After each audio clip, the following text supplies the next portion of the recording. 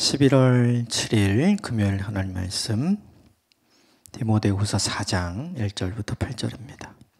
함께 교독하겠습니다. 하나님 앞과 살아있는 자와 죽은 자를 심판하실 그리스도 예수 앞에서 그가 나타나실 것과 그의 나라를 두고 엄히 명하노니 너는 말씀을 전파하라. 때를 얻든지 못 얻든지 항상 힘쓰라. 범사의 오래 참음과 가르침으로 경책하며 경계하며 권하라. 때가 이르리니 사람이 바른 교훈을 받지 아니하며 귀가 가려워 자기의 사욕을 따를 스승을 많이 두고 또 그 귀를 진리에서 돌이켜 허탄한 이야기를 따르리라. 그러나 너는 모든 일에 신중하여 고난을 받으며 전도자의 일을 하며 내 직무를 다하라. 전제와 같이 내가 벌써 부어지고 나의 떠날 시각이 가까웠도다. 나는 선한 싸움을 싸우고 나의 달려갈 길을 마치고 믿음을 지켰으니 이제 후로는 나를 위하여 의의 면류관이 예비되었으므로 주 곧 의로우신 재판장이 그날에 내게 주실 것이며 내게만 아니라 주의 나타나심을 사모하는 모든 자에게 도니라. 아멘. 이것은 하나님의 말씀입니다. 오늘 말씀은 이번 주에 나눴던 말씀 중에 제일 중요한 말씀인 것 같아요. 사도 바울이 마지막으로 디모데후서를 정리하면서 이제 디모데에게 남겨주는 말씀이죠. 몇 가지 부분만 좀 같이 보고 우리에게 적용해 보겠습니다. 먼저 1절 같이 읽읍시다. 하나님 앞과 살아있는 자와 죽은 자를 심판하실 그리스도 예수 앞에서 그가 나타나실 것과 그의 나라를 두고 엄히 명하노니 디모데야 잊으면 안 돼. 뭘 잊으면 안 되냐면 하나님이 있다는 걸 잊으면 안 돼. 다시 오실 예수 그리스도가 있다는 걸 잊으면 안 돼. 고난의 시기니까 사람들은 다 뭐에 관심이 있겠어요? 현재의 고난에만 관심이 있는 거죠. 그때 목회자인 너는, 교회를 섬기고 성도를 섬기는 너는 사람들이 관심 있고 사람들이 지켜보는 것이 아니라 그들의 관심으로부터 멀어진 하나님, 다시 오실 예수님, 그것을 기억하고 집중해야 돼. 네가 사람들 앞에도 있지만 하나님 앞에 있다는 것, 예수 그리스도 앞에 있다는 걸 기억해야 돼. 이걸 상기시키는 거예요. 그러면서 구체적으로 이거에 힘써라 라고 이야기를 하는데 2절 같이 읽겠습니다. 시작. 너는 말씀을 전파하라. 때를 얻든지 못 얻든지 항상 힘쓰라. 범사의 오래 참음과 가르침으로 경책하며 경계하며 권하라. 에베소 교회를 섬기는 디모데가 해야 할 가장 중요한 일, 말씀 전파. 그죠? 이게 제일 중요해요. 이게 제일. 네. 디모데에게 이게 제일 중요하죠. 근데 여기 그 전파라는 말이 어떤 뜻이냐면 그 보낸 사람을 대신해서 전하라 이 뜻이에요. 보낸 사람이 있고 보냄을 받은 사람이 있는 거죠. 보냄을 받은 사람은 그러니까 대리인으로서 사자로서 전하는 거죠. 그럼 그거 어떻게 전해야 하냐면 이렇게요. 하나님이 말씀하시는 것처럼 말해라. 예수님께서 말씀하시는 것처럼 말해라. 이거예요. 이 이야기를 오해하시면 안 돼요. 하나님이 되라, 예수님이 되라 이 이야기가 아니에요. 그게 아니라 하나님이 그 사람들에게 이야기하는 것처럼 네가 얘기해야 돼. 예수님이 그 사람들에게 이야기하는 것처럼 얘기해야 돼. 그럼 뭘 얘기하는 걸까요? 마음, 자세. 이걸 얘기하는 거죠. 하나님이 그들을 향해 갖고 있는 마음으로 그들에게 전하고 예수님이 그들에게 갖고 있는 마음으로 말씀을 전해야 돼. 그 마음이 결국 자세와 태도를 결정하겠죠. 그리고 그 다음 얘기한 게 뭐냐면 때를 얻든지 못 얻든지 항상 이 일에 힘써야 한다. 말씀 전하기 좋은 때가 있고 그렇지 않은 때가 있잖아요. 근데 그거 상관없이 상황이 좋든지 상황이 나쁘든지 항상 이 일에 힘써야 해 라고 이야기를 하죠. 또 하나 이게 중요한 게 항상 힘쓰라의 요 힘쓰다 있잖아요. 이게 어떤 뜻이냐면 그 장사꾼들이 물건을 팔 때 되게 큰 소리로 외치잖아요. 지금 요 본문에 쓰이는 힘쓰라라는 단어가 그거를 얘기하는 거예요. 우리 왜 옛날 그 재래시장 가면 자판 벌려놓고 그 상인 아저씨들이 굉장히 큰 소리로 얼마요, 얼마요, 얼마요, 뭐도 있고 뭐도 있고 뭐도 있어 이렇게 큰 소리로 하는 거. 지금 그 이야기 하는 거예요. 왜 이 소리를 하는가? 고난이 커지고 사람들의 믿음이 흔들릴 때 하나님의 말씀을 전해야 되는 사람은 그들에게 영향을 받거든요. 그들이 이럴 수 있는 거죠. 왜 하나님은 안 도와줍니까? 왜 하나님은 그냥 이 순간을 그대로 놔두십니까? 우리가 그렇게 믿었는데, 우리가 그렇게 기다렸는데, 우리가 그렇게 간구했는데 왜 하나님 돕지 않으십니까? 이 반문을 계속 받으면 큰 소리 낼 수가 없죠. 점점 작아지는 거죠. 자신도 없어지고 작아지고.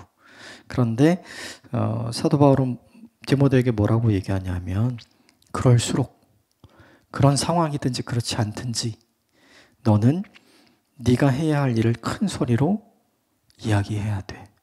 자신 있게 얘기해야 돼. 강력하게 얘기해야 돼. 이 이야기를 하는 거예요. 세 번째는 이 본문에 이런 게 나오죠. 오래 참음으로 그리고 가르침으로 뭐라고 돼 있냐면 경책하며라고 돼 있죠. 이게 드러낸다는 뜻이에요. 그러니까 사람들이 지금 상황에서 자신들이 어떤 모습인지를 드러내서 그들로 하여금 보게 해줘야 돼. 이 이야기예요. 사람들은 자기가 어떤 마음과 어떤 생각과 어떤 말을 하는지 어떤 태도를 가진지 잘 모르잖아요.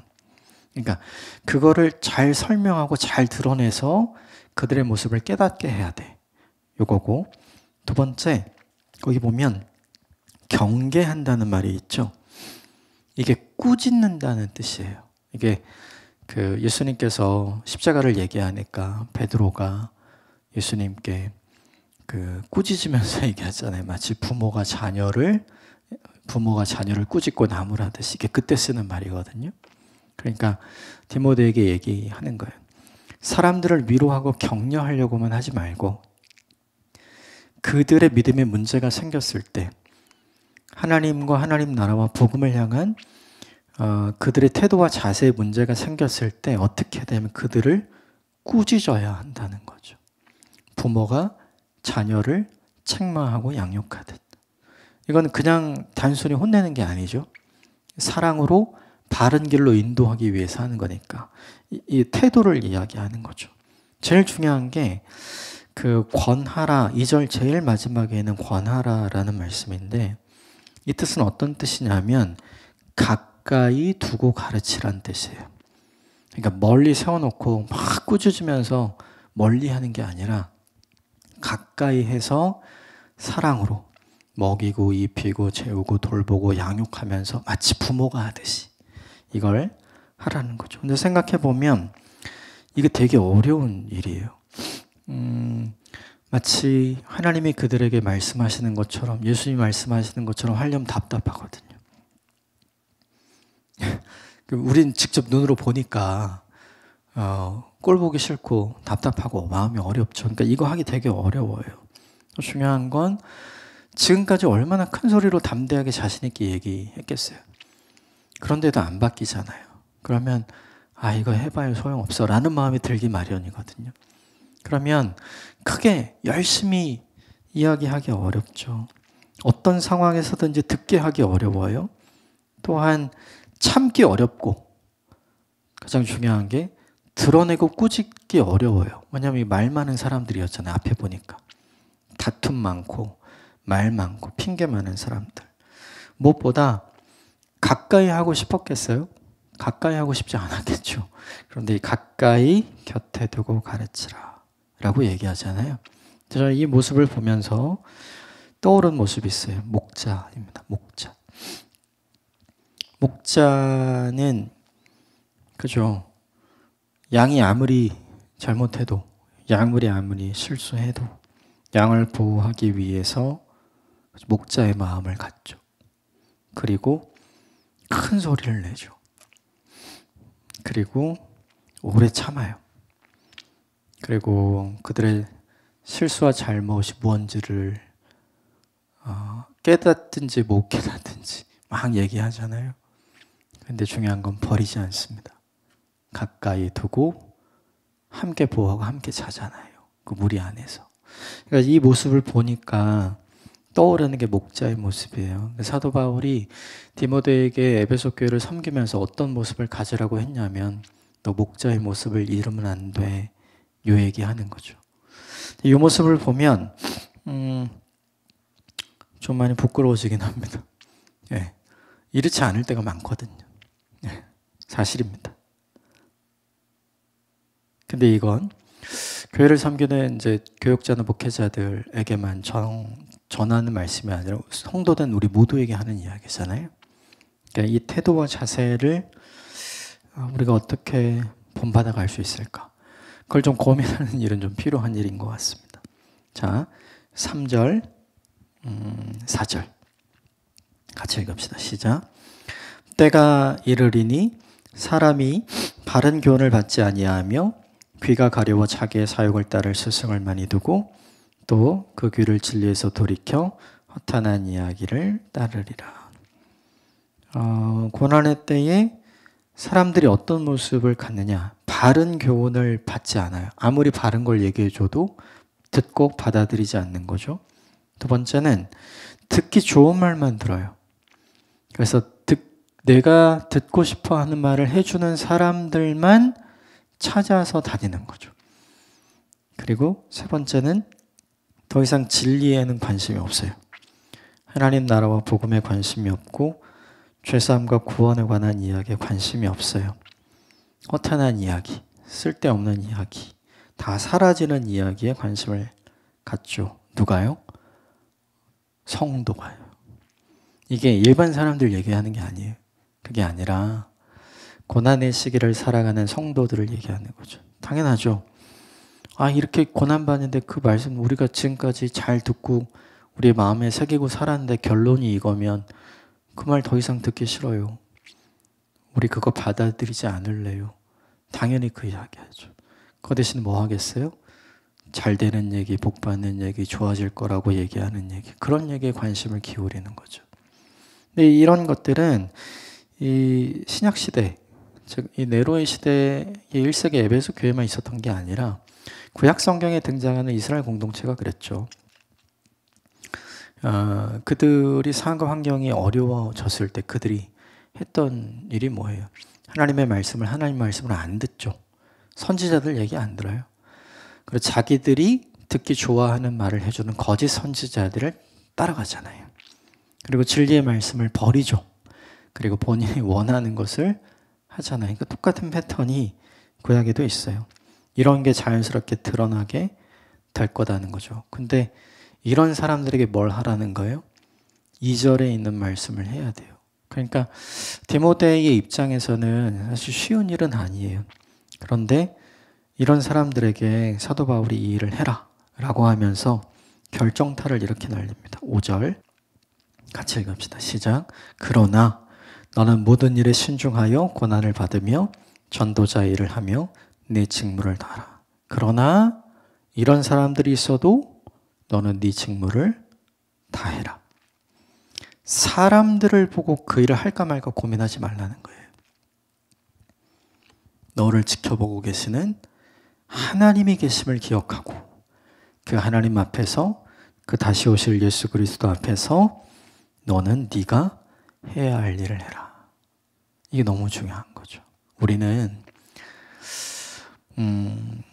사람들이 호응하면 열심히 하고 사람들이 호응하지 않으면 그만두는 게 되게 많잖아요. 그렇죠? 근데 이 본문에서는 네가 하는 일 사람들이 호응하지 않을 거야. 하지만 너는 그 일을 계속해야 해. 여러분 누구 생각나는 사람 없으세요? 예레미야예요. 예레미야가 똑같은 거예요.